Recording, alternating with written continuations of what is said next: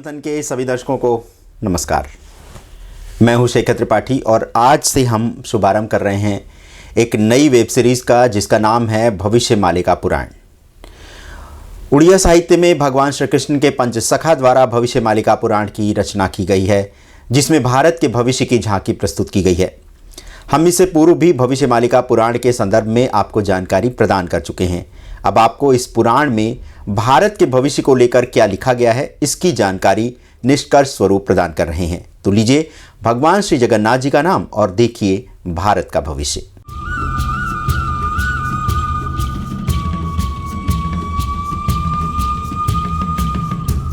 तो इस भविष्य मालिका पुराण के अनुसार कलयुग का समय अब समाप्त हो चुका है। कलयुग के समापन पर ओडिशा के राजा का नाम ठाकुर दिव्य सिंह देव महाराज होगा एवं प्रधानमंत्री श्री नरेंद्र मोदी ही भारत के अंतिम प्रधानमंत्री होंगे।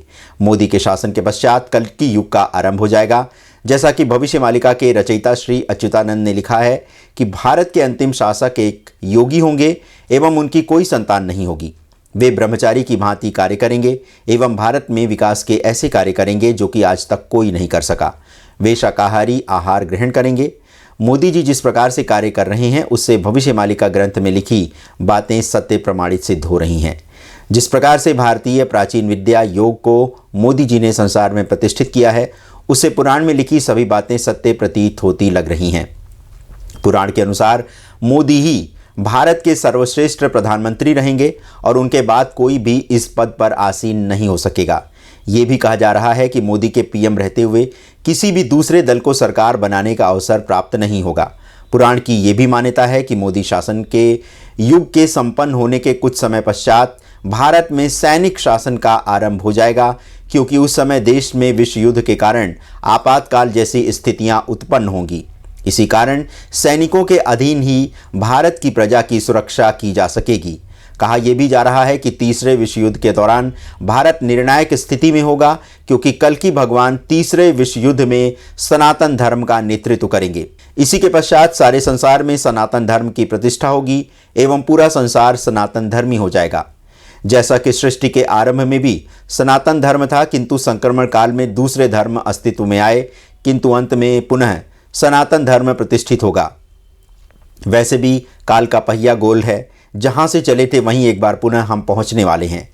तो भविष्य मालिका पुराण में जो लक्षण लिखे हैं उसी के आधार पर वर्तमान में घटनाएं घट रही हैं।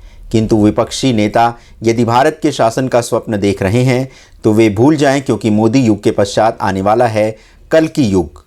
तो आज के धारावाहिक के इस भाग में आज बस इतना ही।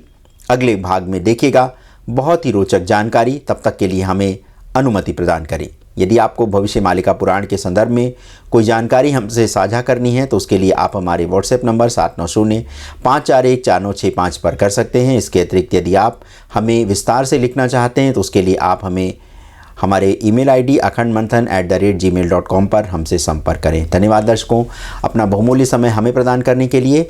बने रहें हमारे साथ और आगे के भाग में देखिएगा इससे भी अधिक रोचक जानकारी भारत के भविष्य को लेकर। धन्यवाद, नमस्कार।